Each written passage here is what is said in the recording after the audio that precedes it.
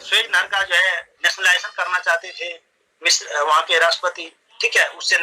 उसकी वजह से क्या हुआ कि वेस्ट के जो कंट्री थे, खास करके फ्रांस और ब्रिटेन ने, ठीक है, और इनके ऊपर जो है दबाव बनाया, ठीक है, और उसके ऊपर अटैक करने की कोशिश की। रसिया के हस्तक्षेप से क्या हुआ, ये इस समस्या का जो है समाधान हो पाया और वहां से फ्रांस ब्रिटेन ने अपनी सेना को वापस ले लिया, क्योंकि यूएसए ने दबाव बनाया कि फ्रांस ब्रिटेन वहां से अपना सेना को वापस ले ले। उसके बाद कहता है कि नाम कोल्ड वॉर के दौरान क्या हुआ कि एक नया संगठन उभरा, नाम जिसका जो है नेतृत्व करने के लिए जो है आगे आए इंडिया, इंडोनेशिया, इजिप्ट और यूगोस्लाविया। इन्होंने क्या किया कि किसी भी ये नव स्वतंत्र राष्ट्र थे, इनको विकास की बहुत सारी समस्याएं थी और अपने राष्ट्र के विकास के लिए उन्होंने किसी भी गुट में शामिल न होने की नीति अपनाई। उन्होंने ये एक संगठन का निर्माण किया ताकि दोनों गुट से अलग रह करके अपना एक स्वतंत्र विकास किया जा सके। ओके, उसके बाद एक महत्वपूर्ण घटना है 1960 में एक यूट्यूब प्लेन इंसिडेंट, ठीक है। यूएसए का एक प्लेन था जो एक जासूसी विमान था, ठीक है, और वो क्रैश हो गया और क्रैश होकर के गिर गया और रसिया के क्षेत्र में गिर गया और उसके जो प्लेन के जो पायलट थे वो बच गया था। तो यूएसएसआर को इस बात से काफी नाराजगी हुई और उन्होंने क्या किया, नाराजगी हुई और वो 1960 में ही एक पेरिस समिट होना था ताकि शीत युद्ध की जो एक गर्म माहौल है उसको ठीक किया जाए और आपसी विवाद को सुलझाने की कोशिश किया जाए। तो वो क्या हुआ, वो फेल हो गया, क्योंकि यूएसए के जो ये यूट्यूब प्लेन था, इसकी वजह से जो उस समय के नेता थे निकिता खुर्शेव, वो नाराजगी जताया और जो पेरिस समिट में जो शामिल हुए थे आइजनहावर, जो उस वक्त अमेरिका के प्रेसिडेंट थे, इससे वो हाथ मिलाने से मना कर दिया था। उस वक्त इतनी टेंशन हो गई थी, ठीक है। उसके बाद कहता है बर्लिन का दीवार का निर्माण। आपको इस वक्त मैंने एक पिक्चर दिखाया था बर्लिन का दीवार। क्या हुआ कि उसमें क्या करते थे, यहाँ से जो है जो ईस्ट बर्लिन के लोग थे वो संवादी शासन व्यवस्था से वो खुश नहीं थे, तो उसकी वजह से क्या हुआ,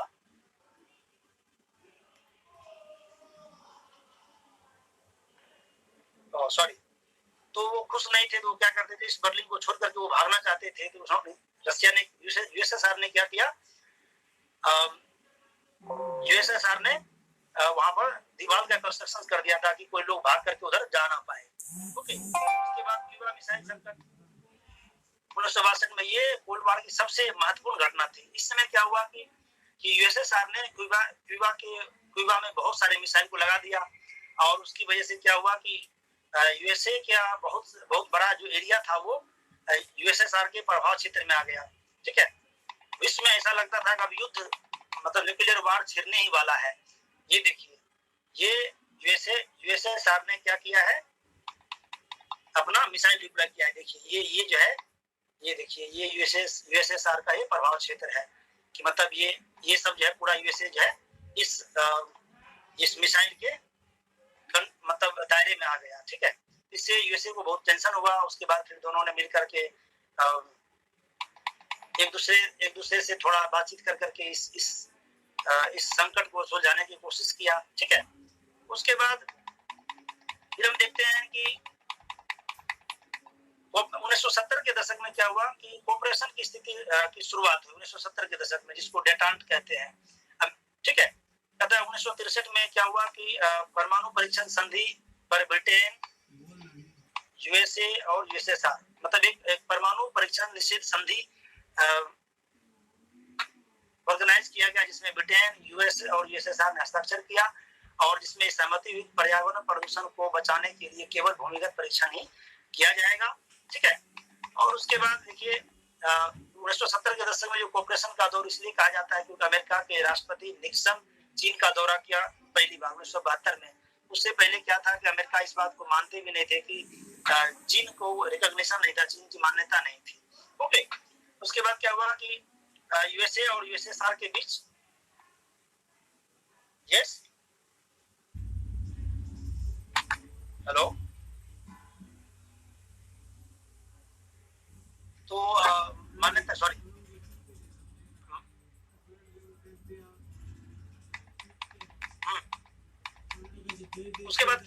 यूएसए और यूएसएसआर के बाद कुछ बातों पे सहमति हुई और एक स्ट्रेटेजिक आर्म्स लिमिटेशन टॉक हुआ 1973 में, जिसमें यूएसए और यूएसएसआर इस बात पे सहमत हुआ कि परमाणु हथियार को कम करने पर सहमति हुई और एंटी बैलिस्टिक मिसाइल के निर्माण नहीं करने और उसे कम करने पर सहमति बना और ये ट्रीटी जो है सफल हुआ। हालांकि 1977 में भी SALT II हुआ था, लेकिन वो सफल नहीं हो पाया।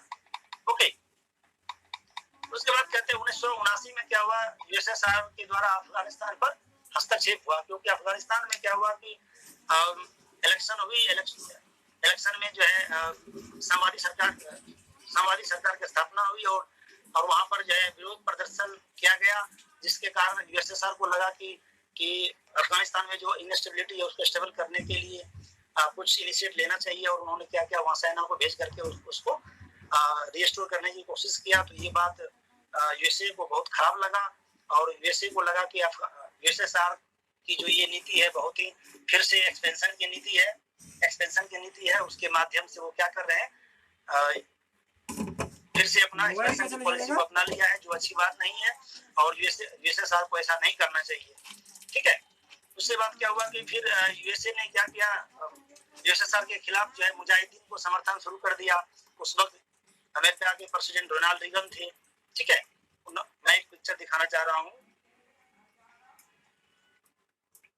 ये देखिए, ये जो है अमेरिका के राष्ट्रपति हैं रोनाल्ड रीगन और ये मुजाहिदीन के साथ बैठ करके बातचीत कर रहे हैं।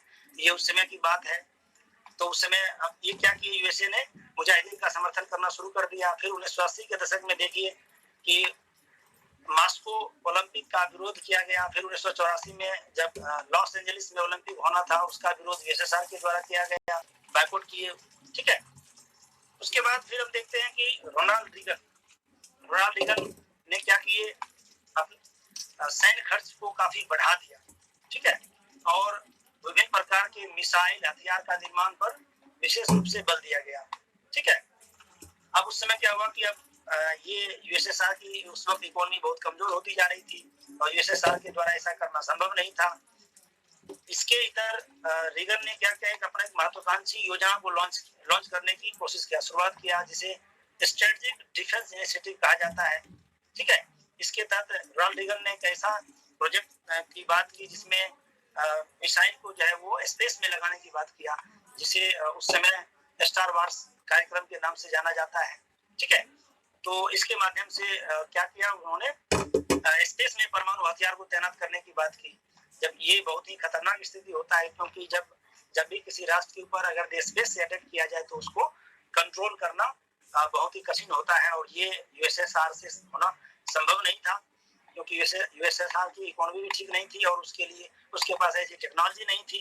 ओके, उसके बाद देखिए कहता है कि एक एबल आर्चर, कहता है 1983 में क्या हुआ, नाटो का एक बहुत बड़ा सैन्य अभ्यास हुआ। ठीक है, जिसमें बहुत ही अधिक संख्या में नाटो के मेंबर कंट्री के सेना को शामिल किया गया, जिसकी वजह से यूएसएसआर को लगा कि अब जो है डायरेक्ट वार होने वाली है। ठीक है, और सोवियत संघ भयभीत हो गया था और उन्होंने क्या किया, परमाणु हथियार का उपयोग करने के लिए बिल्कुल वो तैयार हो गया था, लेकिन सिचुएशन ऐसा हुआ कि ऐसा हुआ नहीं और एक ऐसी स्थिति थी जब फिर से ऐसा लग रहा था कि जो क्यूबा मिसाइल संकट के समय जो परमाणु युद्ध छेड़ने की स्थिति थी वही स्थिति होने वाली थी, लेकिन ऐसा नहीं हुआ।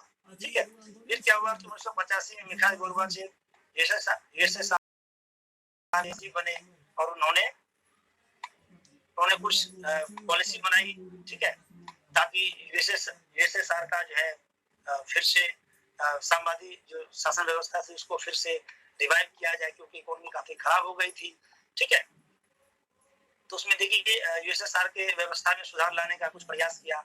तो कहता है ग्लासनोस्ट और पुरस्टारेका। ठीक है, तो ग्लासनोस्ट में कई सारे पॉलिसी जैसे ओपननेस, कहता है खुलापन। ठीक है, खुलापन की पहले क्या था कि शासन व्यवस्था जो भी था वहाँ पे आरटीआई की सिस्टम नहीं था। ठीक है, जो शासन में जो भागीदार लोग थे वो अपने हिसाब से शासन व्यवस्था चलाते थे। ठीक है, फ्रीडम ऑफ स्पीच नहीं था, लोगों को फिर सरकार के खिलाफ बात करने की आजादी नहीं थी। ठीक है, मीडिया सेंसरशिप था उस वक्त। ठीक है, लेकिन उसको क्या किया, इजी कर दिया गया। अब पहले क्या था कि मीडिया हाउस अगर कुछ छापना चाहते हैं तो सरकार से परमिशन लेनी पड़ती थी। अब उसको क्या किया, थोड़ा ढील दे गई ताकि, ठीक है, ढील दे दी गई ताकि उसको लोग तो एक्सेस कर पाए। वरिष्ठ रहेगा, ठीक है। इसमें जो है रीस्ट्रक्चरिंग, रिफॉर्मेशन, ठीक है, कि रीस्ट्रक्चर करने की बात की गई कि इकोनॉमी को कैसे रीस्ट्रक्चर किया जाए ताकि यूएसएसआर की इकोनॉमी फिर से रिवाइव कर सके और फिर से एक संवाद की नई पॉलिसी के साथ संवाद का प्रसार को एस्टेब्लिश किया जाए, ठीक है। इसके बाद देखते हैं फॉरेन इन्वेस्टमेंट को अलाउ किया गया। पहले क्या था कि यूएसएसआर में फॉरेन इन्वेस्टमेंट का अलाउ नहीं था और जितने भी कंपनियां थी, बड़ी बड़ी कंपनियां थी, उसको सरकार के द्वारा ही नियंत्रित संचालित किया जाता था। लेकिन अब क्या हुआ कि प्राइवेट ओन बिजनेस को भी अलाउ किया गया, ठीक है।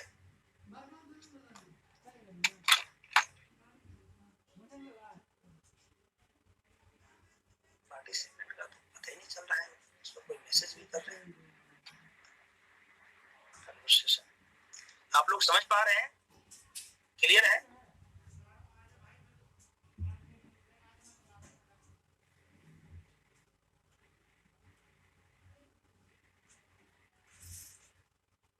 Hello, yes, okay.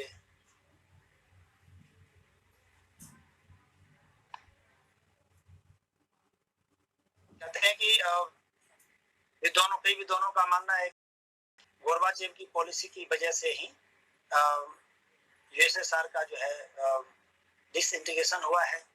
लेकिन क्या गोरबाचेव ये चाहते थे कि यूएसएसआर का डिसइंटीग्रेशन हो जाए या फिर कोल्ड वॉर खत्म हो जाए?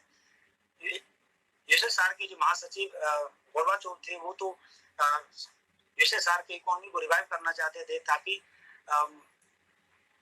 मिलिट्री एक्सपेंशंस के लिए, अपनी शासन व्यवस्था को चलाने के लिए बहुत सारे पैसे की जरूरत पड़ती है और उसके लिए यूएसएसआर की इकोनॉमी अच्छी नहीं थी, तो चाहते थे कि यूएसएसआर की इकोनॉमी को फिर से रिवाइव किया जाए ताकि अपनी जो प्रभाव व्यवस्था है उसको फिर से संचालित किया जा सके। कहता है end of cold war. Cold war basically 1989 में कोल्ड वॉर 1989 में जॉर्ज बुश अमेरिका के राष्ट्रपति के द्वारा शीत युद्ध की समाप्ति की घोषणा कर दिया गया, ठीक है।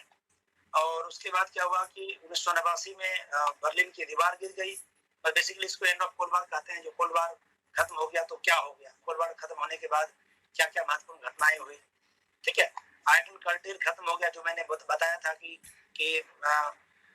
यूरोप में क्या हुआ कि आयरन कर्टेल, जो आयरन की लोहे की एक दीवार बन गई है जो यूरोप को दो हिस्से में बांटता है, तो क्या हुआ, अब खत्म हो गया, ठीक है। कहता है विभिन्न पूर्वी और मध्य यूरोपीय राष्ट्रों में सोवियत यूनियन के खिलाफ प्रदर्शन हुए और नए राष्ट्रों के निर्माण तथा स्वतंत्र राष्ट्र का क्या हुआ, अनुसरण शुरू हुआ। कब? 1980 के दौरान। फिर कहता है कि 1990 में पूर्वी और पश्चिमी जर्मनी का क्या हुआ, एकीकरण हो गया, ठीक है। और फाइनली क्या हुआ, 1991 में यूएसएसआर टूट गया और 15 नए स्वतंत्र राष्ट्र का उदय हुआ, ठीक है। अब ये देखते हैं कि शीत युद्ध के परिणाम क्या हुए, उसका प्रभाव हुआ क्या, ठीक है। शीत युद्ध जब खत्म हो गया तो उसका परिणाम क्या हुआ। कहता है एक ध्रुवीय विश्व व्यवस्था, ठीक है। आपको पता है कि शीत युद्ध के दौरान विश्व दो ध्रुवी में बटा हुआ था।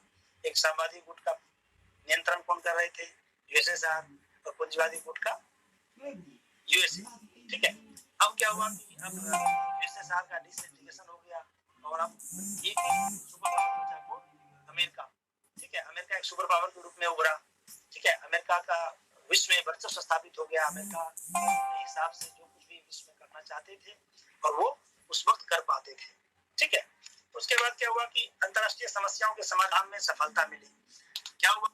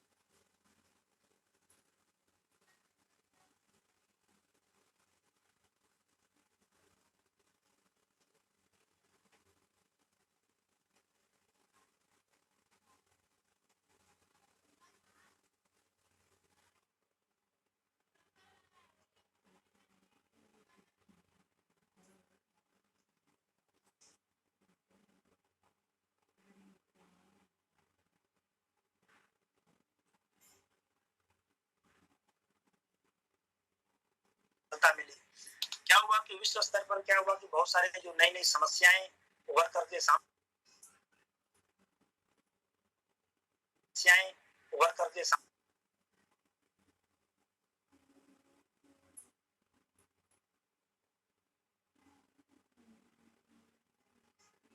सामने आई, ठीक है, और उसको समाधान करने के लिए अंतर्राष्ट्रीय स्तर पर क्या हुआ, एक सफलता मिली।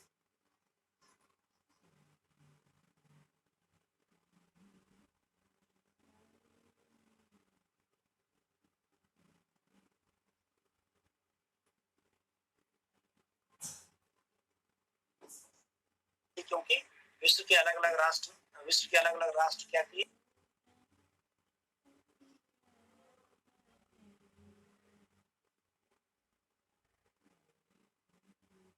एक कॉमन प्रॉब्लम पर आकर के सहमति बनाया और उस समस्या को सॉल्व करने की कोशिश किया। कहता है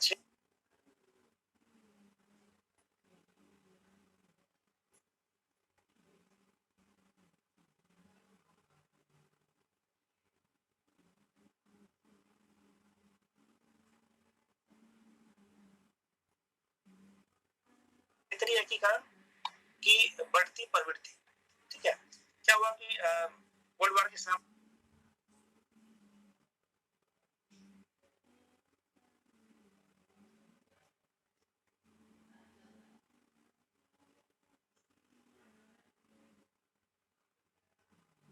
के बाद बहुत सारे क्षेत्रीय संगठन का निर्माण हुआ, ठीक है, जो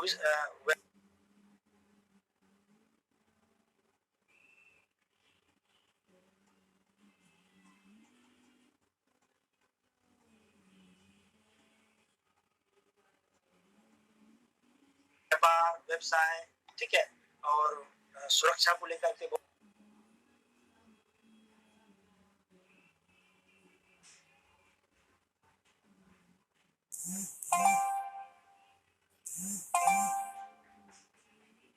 सारे छोटे छोटे ऑर्गेनाइजेशंस का निर्माण हुआ जो विश्व के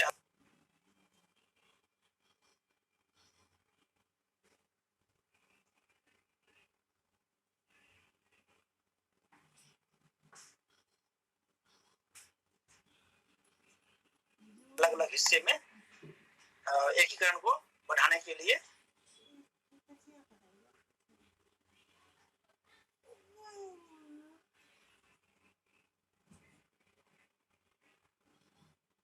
कार्यरत हुए। ओके, उसके बाद कहता है सहयोग के नए मंच का उदय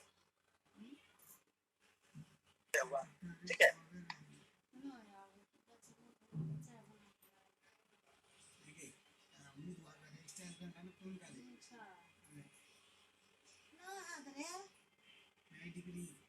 आपने सुना कि कई सारे ऑर्गेनाइजेशंस जैसे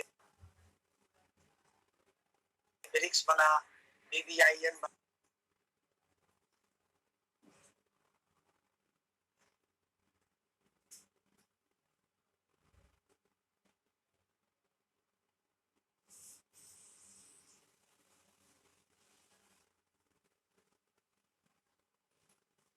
बना, ठीक है। उसके बाद आप ब्रिक्स, BBIN,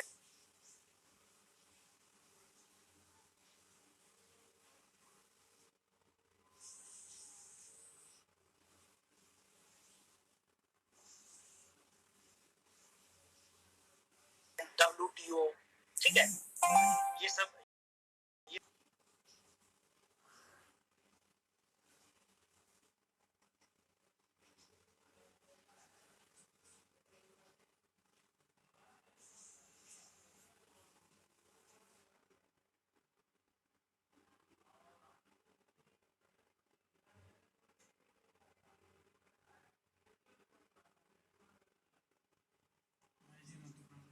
और इसके माध्यम से क्या किए राष्ट्र सब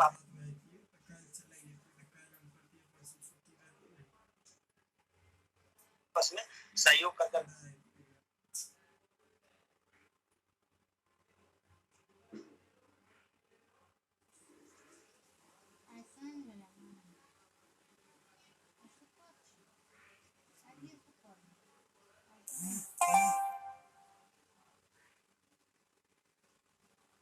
आर्थिक विकास, सामाजिक विकास, इन सब पे ये लोग जोर देना शुरू किए।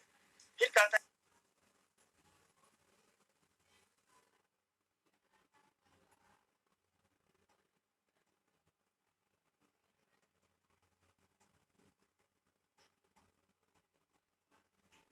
है कि नई चुनौतियां,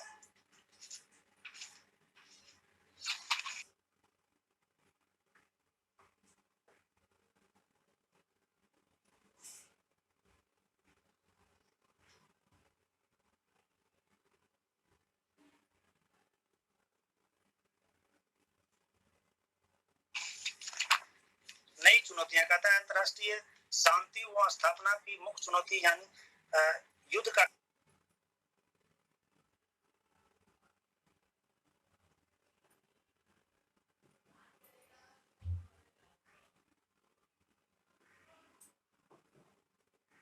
खतरा क्या हुआ, कम हुआ, ठीक है। लेकिन क्या हुआ कि कोल्ड वार के दौरान क्या हुआ,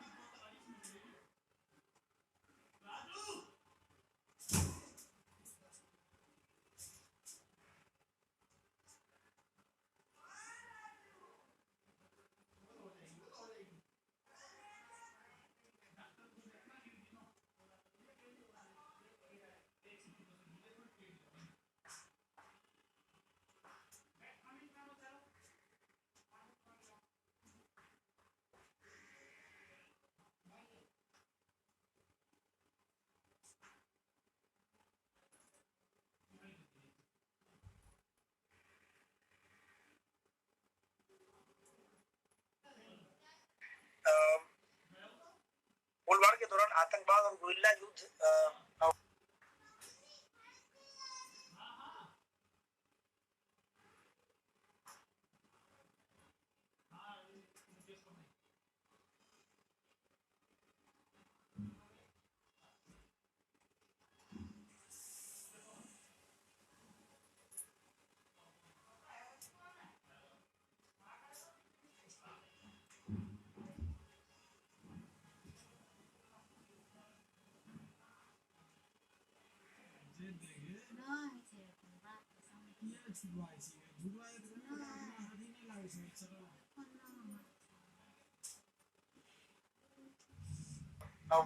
आतंकवाद और गुरिल्ला युद्ध जो कर रहे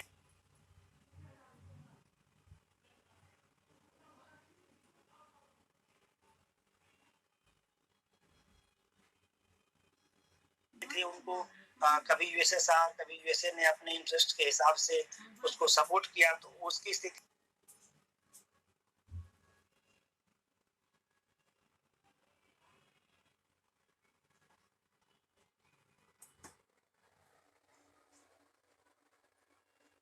क्या हुआ, इतनी ज्यादा बढ़ गई कि विश्व में आतंकवाद की प्रवृत्ति बहुत ज्यादा बढ़ गई।